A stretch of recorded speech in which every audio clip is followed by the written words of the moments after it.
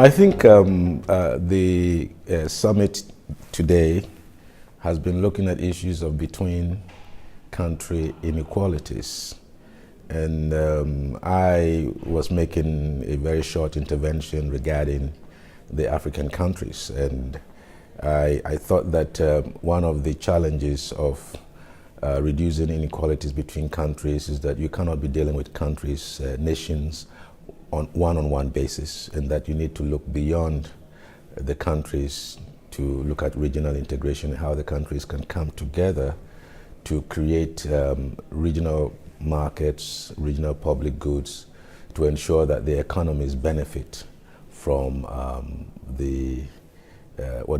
from regional integration, which is the key. And so it also means that the G7 countries must have a coordinated approach aligned to these kinds of objectives if you really want to reduce inequalities among countries or between countries. I think we also agree that inequality within countries are issues that has to deal more with distributional issues and go to the roots of the political economy of those countries. And the G7 might not be in a better position to influence that. But through their policies of support to the countries, they can begin to support initiatives that would help to reduce the inequalities within the countries, and particularly perhaps looking at the SDG 10.1, which focuses on trying to support initiatives that would speed up income growth in the 40% of the economy, the bottom 40% of the economy, which to be faster than the average growth in income in the economy at large. So I think that is the kind of thing that they are looking at.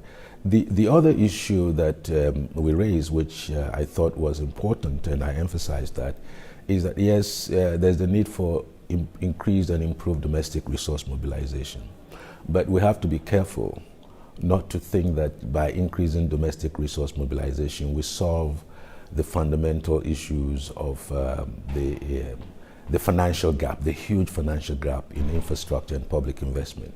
And that evidence shows that even if you achieve tax to GDP ratios of around 17, 18, or even 20% in these countries, given the small economic base and the need for much higher financing for infrastructure to really transform these economies, you wouldn't achieve that.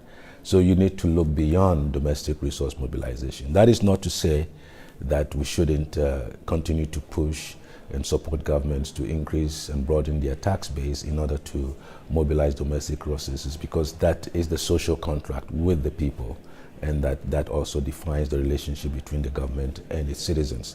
But at the same time, we want to accelerate development. We don't want it to be just incremental. We need to have very bold, fast, rapid growth in the economies, which is underpinned by solid infrastructure. And the gap in financing of infrastructure is quite huge. So the whole issue of how do you mobilize private capital in ways that would ensure that the private sector plays an active role in financing infrastructure development, railway, roads, bridges, and what have you, is very important. And it's a better and more efficient way of allocating resources, which does not appear on the state balance sheet, than going into the capital markets or even borrowing from the Chinese. So I think this is the conversation we were having.